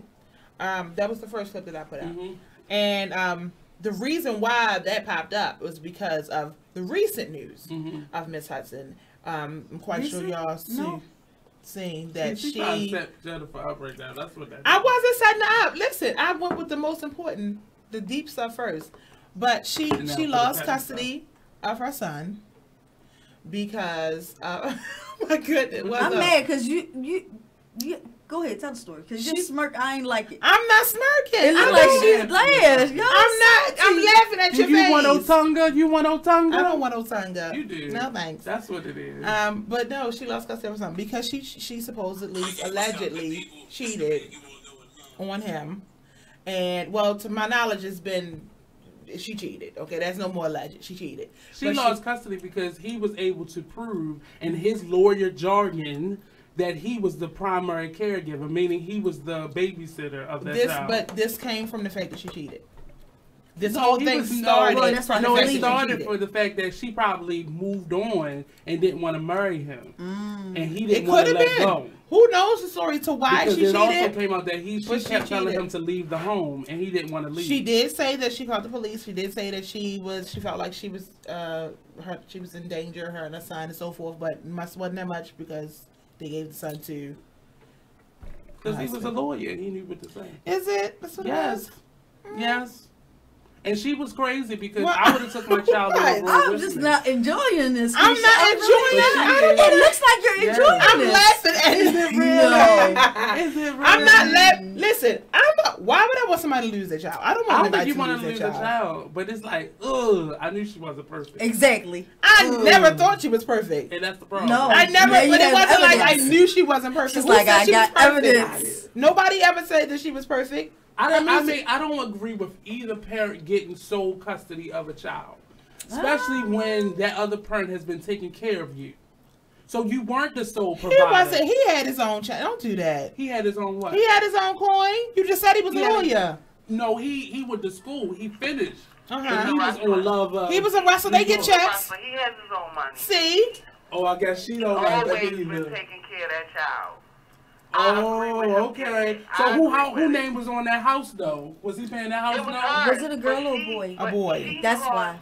She caused this problem herself because of the simple fact that she should have took him with her. Cheated on him, then get mad at him for getting mad at about you being cheating cheated on, and then call the police and lie that he did. See, I don't. That's the part that gets fuzzy for me. On herself. Yeah. I always thought Jennifer Hudson was because right. What? Thank you. I knew it.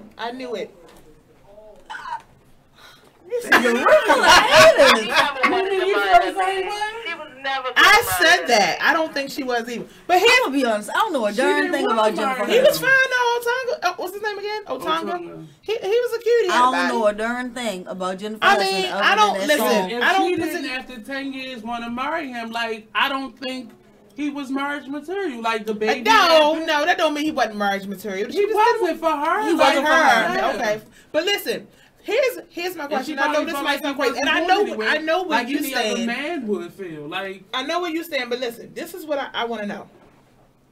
Why are you mad? I'm not mad. I wanted them to be happy. No, because of the question, not because of Jennifer. I'm sorry, she lost a baby. I mean, but I'm quite sure that they're going to work it all out, and she's going to get. She still want to see the right, kid. I'm quite sure, and because of her career. If he's taking care of the baby so much, why she wants filed child for support? support? But he's Well, taking care of the baby. she had a child with him. She did it.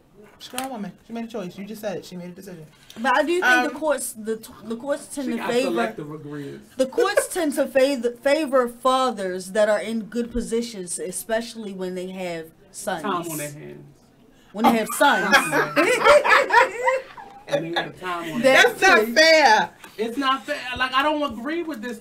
Any parent that will take relish in the fact that you just got full custody over your child, where does that leave that child? Like, but you make it seem like she's on the road, she's doing the voice taking somewhere. care of her children, her child. That's what she's doing.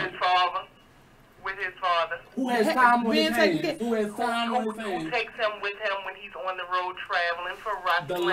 The lies. Yes, he is. He has no choice because she's always gone and she's doing what she's doing. Okay, paying the bills. I don't disagree. Making sure he can live. You know his what? life, And that's live one. his And that his is childhood dream to be a wrestler. That is one of my biggest fears about co-parenting, is because when you step back, and this is in Jennifer's defense. When you step back and allow the other parent, why did she have to step listen, back? When I'm saying that, like if she's working the way that we can see that she's clearly working, you think in your mind, but that's not listen. You think in your mind, I can, in good faith, go do these things because my child is taken care of with their father. But then it come back to bite you in the behind because it's not a teamwork. It's like it's being measured up. So here's the thing. What's the difference when the roles were reversed and the mother was home taking care of the kid? Who afforded that nanny for you to be able to travel and be be on these reality TV shows? Somebody afforded you that, and it was Jennifer. But we didn't have these arguments when the roles were reversed. Right. When the father was the one. Reality TV. She met him through him being on. Y'all don't have to keep beating up on Jennifer. I'm not beating up on Jennifer. I think it's unfair. I do think it's unfair when mothers or fathers are looked at as, well, the father was the Mr. Mom. He was the Mr. Mom, and you was on the road, and I feel bad about that because I feel like she did that because she felt like she could do that because he was the father. I know. That's what I'm saying. And she was helping to take care of the bills. Listen, and I allow don't him disagree. To live out his I'm saying that I think it's crazy and unfair when that comes back to bite you when you feel like you can go. But sometimes it is what's best for the children. I also and agree with we that. have to, at the end of the day, look at what's best for the child. And what's best for the child was for the child to be with the one that had the time on his hands. So that's what it is. Yes, I mean that's just what it is. And when the roles were reversed, and mommy was the one with time on their hands, and dad was off working, nobody had a problem when dad lost custody. Let me tell you something. But they even, but you still got moms out here taking care of kids that don't got time on their hands, but they still got to do what they got to do. That sounds personal, but I do have a problem with that because for me it feels like now choose what parent you want. Mm-hmm. Like that's what it feels like. Well, that comes at age 13, right? When a child can say no, they don't really get to choose. They get to give their input. Right. Oh, okay. But they don't get to make the choice. Decision. Oh, okay. But it's still to me it is you're still hurting the child when you're making them choose that. Like, and ultimately, you should have did better and made communications or not slept with this person or not spent 10 years with this person. Well, if you know you didn't want to marry them. Well, look, sometimes it don't work that way. Right. We get involved with people and we think we're going to be with them for the rest of our lives. I know at this point, waiting for a hearing date for a divorce, never did I think that. Never did I think I was going to be getting a divorce. But I am. Mm-hmm. And it's a sad place to be. My son's going to have split homes and go to 2 different places. But at the end of the day, what should happen is there should be 2 mature adults able to communicate for what's best for their child. Unfortunately, would you want full custody? I'm not at liberty to have this discussion on okay. here. Then we're going to stop that. Wait a minute, because we got to go to commercial break. But real quick before we leave. Listen, I want to know. The question at hand is supposedly she allegedly cheated with Mally. Now Jennifer Hudson has said over Mally Music, which I love him, but she has said over and over again. Long time before she started to work with Mally Music, how much she revered him and how much she really, loved him.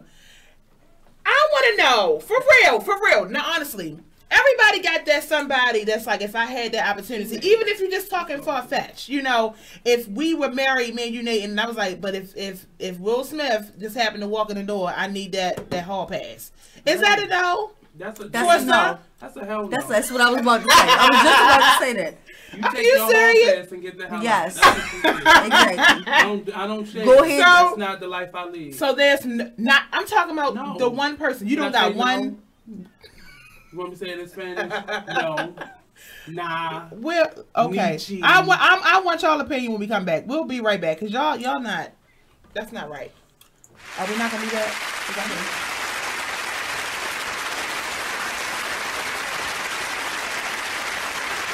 Artist Exchange Radio Show every Friday 7 p.m. to 9 p.m. every Saturday 12 p.m. to 2 p.m. Real artist, real talk, real live on BeExposedRadio.com. As busy as you are, because they're good at itemizing their time and they actually have a passion for what they do.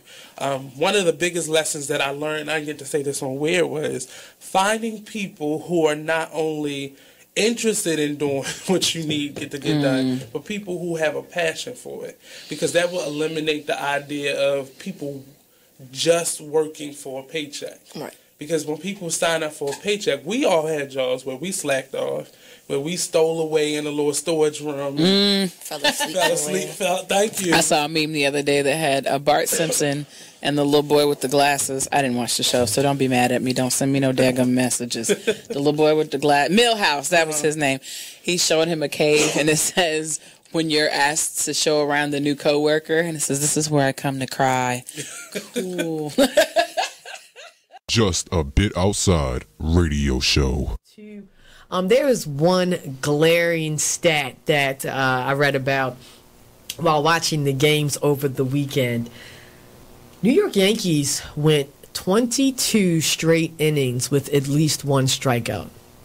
Really? That's a major league record for the postseason. Wow. Yeah.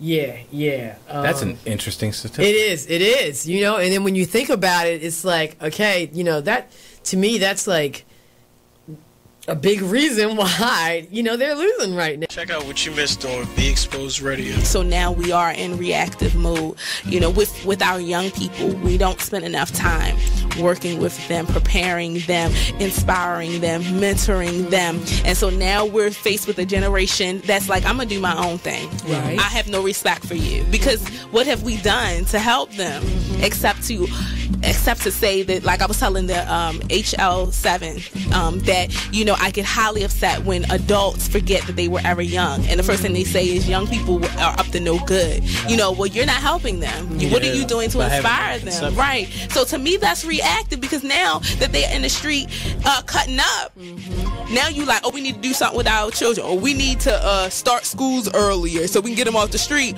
or we need to do this. To me, that's reactive. Tune in to Be Inspired every Wednesday live at 7 p.m. right here on BeExposedRadio.com. You are listening to BeExposedRadio.com.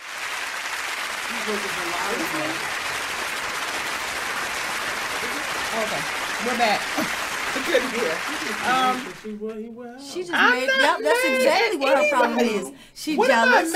You jealous because Jennifer got Mally. I'm not mad at Jennifer. I know. This was long. My issue with Jennifer happened long before Mally. Mally just came into play yesterday. No, you just exactly. Yeah. No. It's not. It's okay. It's nothing to do with that. But make a decision to heal. You deserved it. Didn't deserve anything. I don't have a problem. I don't have a problem personally with Jennifer Hudson. That's not how you opened it up. I said I wasn't the biggest. I said personal. No, I didn't. I said I'm not the biggest fan. I've always said the same way. I'm not a fan. Meaning I don't buy music. Fan of hers. You don't like them because you don't have facial expressions. Like why you don't like them? How you going? like somebody and throw shade at the same time. I love her voice. She just doesn't have any facial expression. And no good music. But that's not what I'm talking about. I don't think her music is good either. That's why I'm not a fan. But she's an awesome performer. And I think some of the people that she admires, and that I also she disagree needs to start getting, because people are writing music for her age and not for her singing ability. And that may be the case. And that's exactly what the case I mean, you're probably right. She's just not a pop star. Maybe you're right. She's not. She's not. She sings ballads and melodies much better than she does pop music. Okay, well, I've heard the ballads too, and I'm just not, you know. But listen, I don't turn her off like I do Tamar Braxton. I mute her. I don't mute Jennifer until like halfway through the song. Well, and I don't think Jennifer is trying to be eventually because she's not trying. I don't need that. Jennifer is not trying to be that pop star. They just writing music for her, but all her songs sound like she should be singing something else. I agree. Tamar is trying to be everything that Tony is. I don't agree with that. She is. I said it wrong. She's trying not to be everything that Tony is. I so much agree with that. She wants to be a pop star. Girl, you about 40. It's not going to happen for you.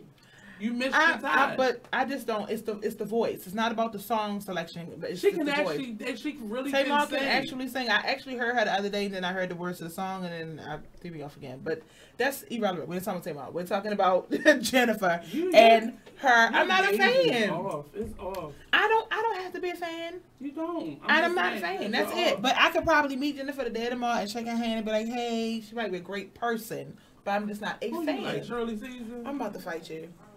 Huh? I have a hard time believing that she's a good person in general. I don't think she. Ooh, that's not me. I didn't say you was a bad person, Jennifer. Listen, Davon is on The Voice right now. Go vote. He's on her team. He was on the show. So I'm just gonna, They had him on Just a Bit Outside. He's a really nice guy. Davon? Mm-hmm. Yeah. But yeah, he. I don't want to. Every time I think I feel sad. He sang for my niece's funeral. He's close to the family. Hall passes. Hall passes is where we are. The question was, okay, so Michelle said no. Hell no. No hall pass. I don't want to tarnish my ministry for some temporary dang-a-lang. Yes, Michelle. Stop it with that lies, Michelle. If that's the life that you lead, then that's fine. I'm not, listen, so Nate, you don't have one star. One person that you can say, oh my goodness, Lisha, not one Idris, not one. Yes, I don't even like Idris. I'm just throwing a name. I'm not saying leave a relationship. I'm saying if you're talking about me, if you're talking about the other person that's with me doing that, then you're leaving this relationship. It's no like. Take your home pass and make it an everyday thing. So what you're saying that okay, I'm gonna give you a night to go ahead and indulge. So, but Kofi. yet y'all would do the whole what was that indecent proposal with the $1 million for one I night? didn't say I would do indecent proposal. But that's the thing, people will. That's the for $1 million, absolutely. Okay, so I'll be transparent. Go do it. Let's split this. And I hope you have enough to start your life over again. So you're telling me that you would let your mate sleep with somebody for $1 million and then bring up? I'm not gonna let you do anything, but we're gonna split this money, and you'll be about your business. Have a nice life. I can't with y'all. I mean, I don't know. I'm not saying I don't know because I'm not in the situation. But for me, sound like you are. And I'm not in it. Help and advice. I'm not in it. Jennifer was in it. You see, it didn't work out for her. So I'm not saying that I would do it. I'm just asking. She didn't want to be in a relationship anyway. She was stuck with this dude because they had a kid. Yeah. I don't know. I don't know that story. So, sorry, well, he's Jennifer. about to tell it because he's about to write a book and have his own exactly on it. Mm-hmm. Yeah. And hire a nanny to watch the child. Yes, while he did his book tour with her money. Mm-hmm. So we only have how much is left. How much time is left? So I'm not gonna get into the heavy stuff just yet. But I do want to know if y'all know that we've been talking about Tyrese for the past couple weeks. I'm sorry. What happened? Huh? 10 minutes. We got 10 minutes. You Tyrese, you are. I can't with Tyrese. I tried to be an advocate. You have 10 minutes. I'm not an advocate of him. I tried for a minute. I really did. I tried when he first started and he was crying. But listen, we posted up there, and I was here for Tyrese. I was actually so you can advocating. Be here for Tyrese, but you can't. I love Tyrese. Jennifer. Well, I'm a thing with the females. That's the truth. I'll say I have a thing when it comes out of that. But I actually advocated for Tyrese Wow. Back to back. Because his mouth is horrible. His mouth is. I'm not. Now listen. The stuff he said. I'm not his best friend. I'm talking about in this situation because he was pushing for his child, and he was pushing. This for is ratings. my interpretation Right. of it when he came out with the whole crying. Everybody was joking the video, and I actually felt what they were saying, where black men cannot be vulnerable and they can't speak their truth without being joked. They don't do that. But I was here for it. I was like, don't do that to Tyrese. And they was making club music. Oh, this chocolate man, he just under so much distress. Right. But he recently came out and recanted. Did you see that? He said everything he said was a lie because of the medication that he was on. Not about the child. Magical $5 million on a PR person. Not about the child. Well, there was no $5 million. Well, we know that because he was lying. He did say that he was lying about the money. He said he was lying about his wife is not pregnant. He said that there is nobody paying for his lavish trips. What kind of medication makes you tell lies like that? Well, I think it was medication mixed with like alcohol. It was not crack. It was alcohol or something like that. Maybe schizophrenia. You are not going to do that. You're not going to do that. Oh, it's not fair. He was trying to be, with the times. Well, did you know that the police raided his house because of that little stunt with Michael Blackson? Yes, Michael Blackson. But Michael Blackson was in on it. Yeah. Of course, he was in on it because he was physically there. I can't hear you. Comedy skit. Right. Yeah. But at this point... But you can't just do that and put that live. Right, that's what I was going to say. At this point, because of how far he's out there now in the media, like, it don't take much. He can sneeze on camera, and they're going to be like, I told you he got this. Well, man, what he did? Well, Michael Blackson was making a lot of jokes about his crying and all the attention stuff that he was doing, and so what he did was he kidnapped him. Oh no, Michael Blackson. No, Tyrese and his homeboys had Michael Blackson duct taped and tied and thrown on the couch, and it's just You know why I'm not here for Tyrese? Because Tyrese's mouth has always he's always been very arrogant. Very just the way he talks down to people and his soulful advice, like that whole Reverend Run show he had. Like I watched who a couple are episodes you? of You're that. Baby Boy. Like go sing. Well, because don't do that because Baby Boy is a classic. That's the first thing. Oh my God! That's secondly how good you are. Baby, hey. So what? Wait. So that's not a classic, but Cooley High is a classic. Yeah. Breaking is a classic. Yes. How is that not a classic then for that generation? That's unfair. It's all Boys in the Hood is not a classic. You have Jennifer.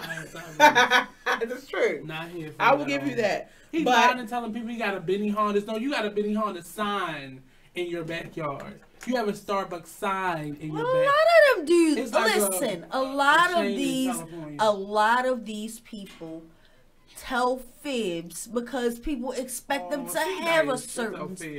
They do. Look, what's the little Bow Wow? Come on now. Yeah. They are. They are not all of them, but a lot of them. They feel like they have to play it up to a certain level because people expect them to have all of these things. I didn't expect Tyrese to have anything. Why? I really didn't. You said what? I didn't expect Tyrese to have anything. Tyrese, I mean, he sold a couple albums. No, first of all, he was in Black Rose went platinum. Where?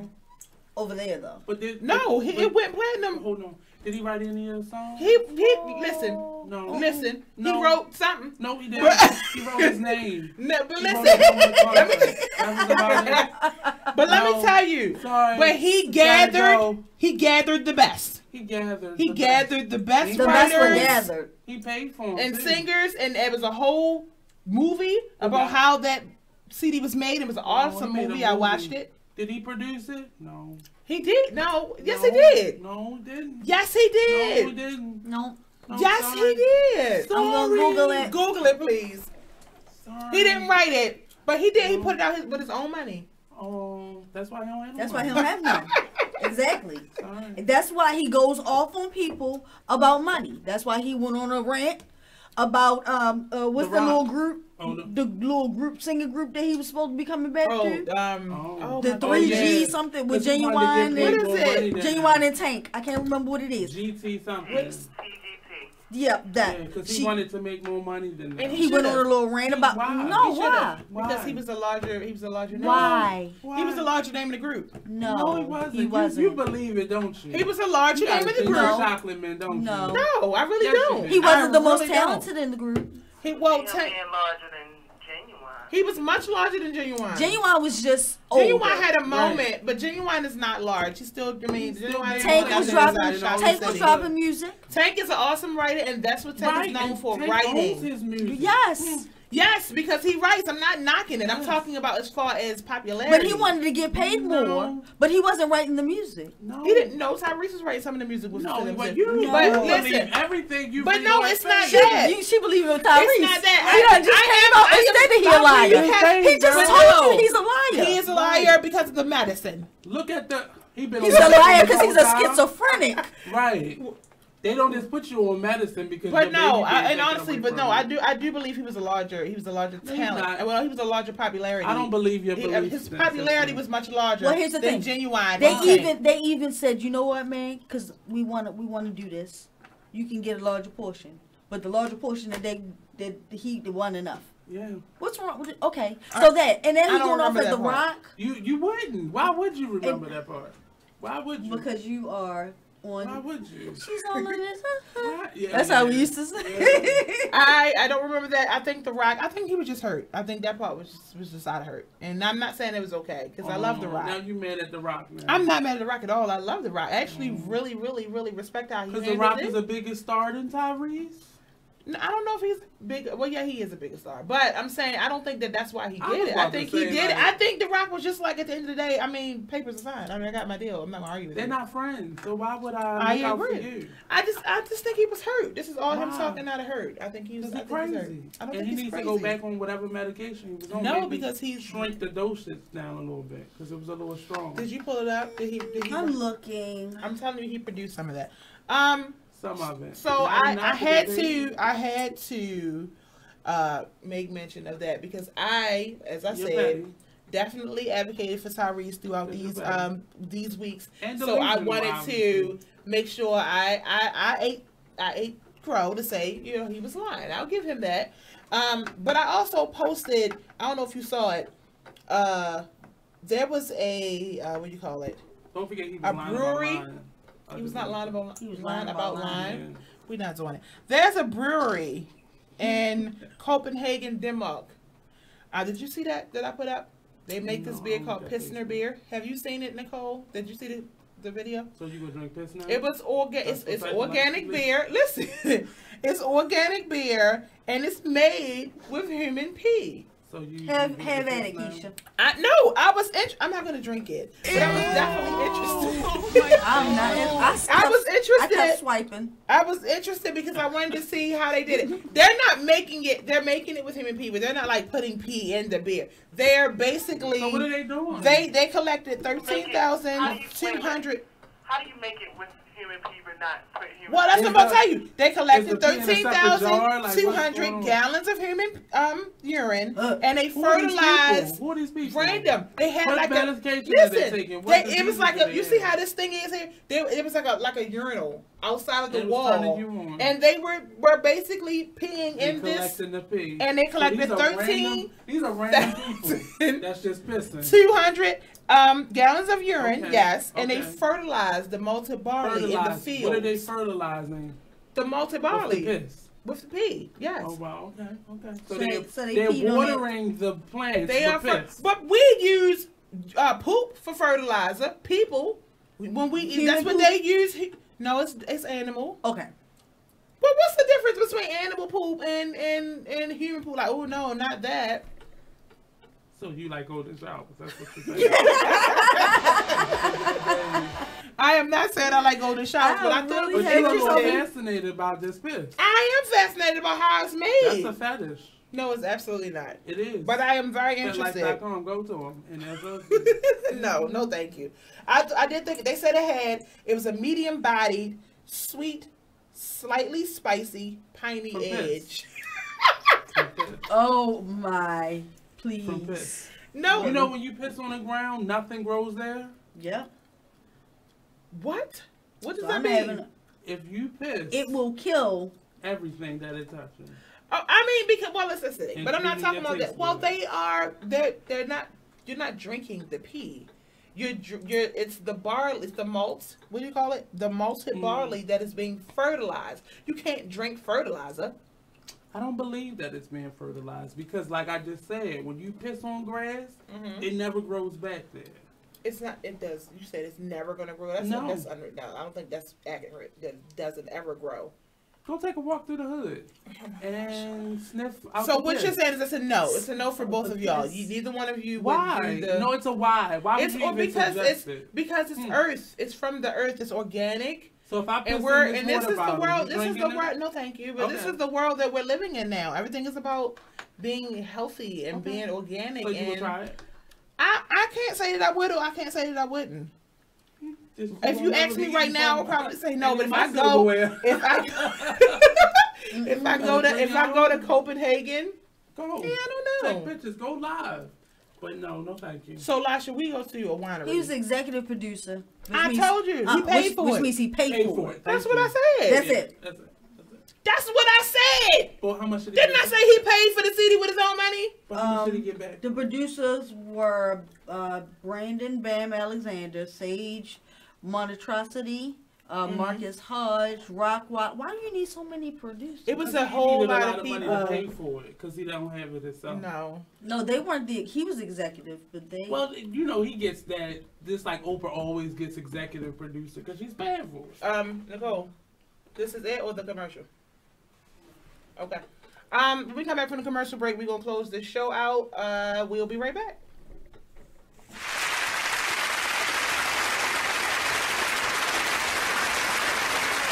This flashback from the Artist Exchange radio show. I'll let you speak on it. You know it better than I do.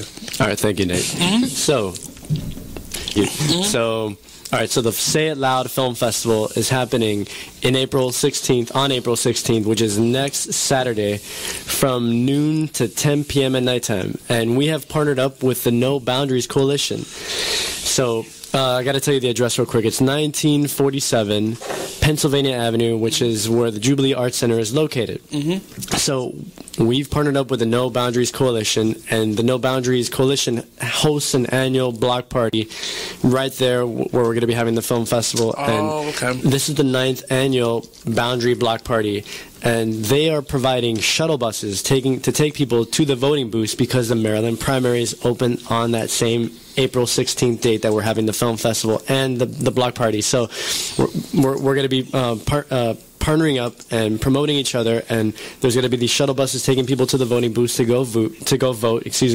And we're going to have live music, live poetry, live dancing from a local high school, and then the films start at 7 p.m. at nighttime. So that's basically what's going on for the Say It Loud Film Festival in West Baltimore. Tune into the Artist Exchange every Friday, 7 p.m. to 9 p.m., every Saturday, 12 p.m. to 2 p.m. You are listening to BeExposedRadio.com. We're back. We're back.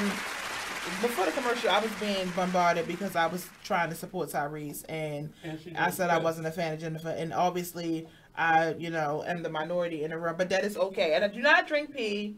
Yes. PP beer, no thanks. I'm all for organic, but not for pee. You're trying to get us to go to a trip to Denmark. I'm not going to Denmark, but I am saying that the way of the world is, we're talking healthy, we're talking organic. Well, these I love are the options. Lord, so I'm not about the way of the world. How about we just drink water? Right. How about that? You don't know what they putting in water. Things floating around in water. We don't know for sure what's in that. You don't know what you eating and drinking nowadays, truth be told. Who knows? I know I'm not. So I'm not going to elect to drink no piss pee. So it's a no for you. Is what it's you're a saying? no. It's definitely no. You do that before you even asked. Yes. I was interested. You just wanted us to see what you. She wanted to see if we was going to drink with her. Listen, I'm not saying that I would. I'm just saying I would love to see me. I'll go with you to Denmark. Okay. And I will take pictures. Where is that? Of you drinking the piss pee. Live. Okay. And I'm gonna tell everybody you drinking piss. I'm drinking beer.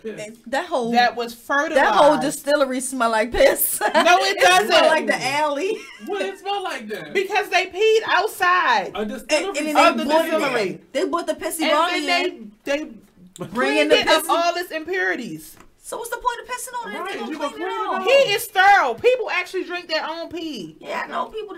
And that's nasty, but they do it. So they drink their own pee though. They don't drink somebody else's pee. But then they boiled it out all of the impurities. So what is the purpose of pissing on it? Because pissing on what? On the barley. If you're going to boil out all the impurities. No, I would assume they boiled out impurities before they put it on the barley. That is just so they can say that they pissed on the barley. Yeah. That is it.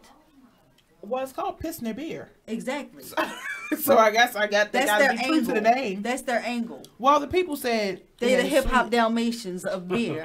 They said they had a sweet taste. So okay. So ain't nobody else. I mean, that person drank fruit. Where is Denmark? It's over there. Okay. Well, what's smell like Germany and Sweden, Brussels, and all that. Oh, okay. Well, that's far. Okay, it's all far. I don't know. You talking about where to go? Like it's somewhere close. I don't know where that is. You have a passport. I do. I just gotta get it updated. So we had so much to talk about, and of course we'll probably just finish it next week because I really wanted to get into this case. I don't want to talk about it right now. Well, it's not necessarily. Well, it's an open case. This man supposedly fathered a child with his daughter, but it wasn't. Yes, I posted it, but it's not. That's the story, but it's the stuff that happened. It's his daughter. But it's the stuff that happened in between that's my concern. Like, I'm a stickler for the signs where we missing something, that type of thing. So I kind of wanted to get into. Scratching in this camera like a I didn't see you scratch at all. But and I definitely want to talk about Libya. But I want to get some information. I know y'all have seen the pictures put up about the slave. Supposedly the slave auction and stuff like that for a long time. The same thing where they was talking about save the young ladies. I just don't. Well, I agree. Well, I honestly believe in my heart that people didn't think that it was true, and that's the reason why they didn't really put a lot. Because I didn't. I was like, this can't, Because the one thing that stands, I don't care who I talk to about this. The first thing that people say is 2017, as if that date means anything different from 1907 or 1877, whatever. The idea is I understand. This can't possibly still be going on. I know today, but. Why can't it? But they didn't question it when it was the young ladies. They saw it and they believed it, and that was the truth. Well, because it's next door, basically to us. It's DC. It's it's happening right here in the U.S. And you're seeing the pictures shared on the timelines. Find my niece. So this, that, and you're seeing that. No, I meant the young ladies that were in. Where was they at? Was that Kenya or? Mm-hmm. Oh, you talking about when they came and took the 200? Yeah. Well, because it came through from a reliable source right off the bat. You saw that. CNN isn't a reliable source? Yeah. No, that didn't come through. Libya came through CNN. It came through CNN now. But these pictures about Libya have been coming up for weeks. And nobody validated that story. It was just that's why like, CNN went. I agree. But I'm saying the girls, you're saying the girls. The girls came to us from a reliable source right off the bat because it was like people still don't believe it though. The girls? No, the men, they don't believe it. Well, I don't see why they don't believe it now because now you have video. They showing the video of the man off the man. Trump said it's fake news. I can't. We don't call him Trump. We call him 45. He don't even get a name. Thank you everyone for tuning in on tonight's show. Thank you so much for supporting Sunset Soul. Thank you to my guest, Mr. Nate from the Artist Exchange Radio Show. His show airs tomorrow at 7 o'clock and then again Saturday at 12. I watch and I share, even though you don't share Sunset Soul, but we're not about to. First of all, I've been over here adding people. First of all, thanks. Thank you again for my co-host coming, Miss Lisha G. Turn my mic off. Everyone for tuning in. We'll see y'all next week. You so rude. Facebook went out anyway.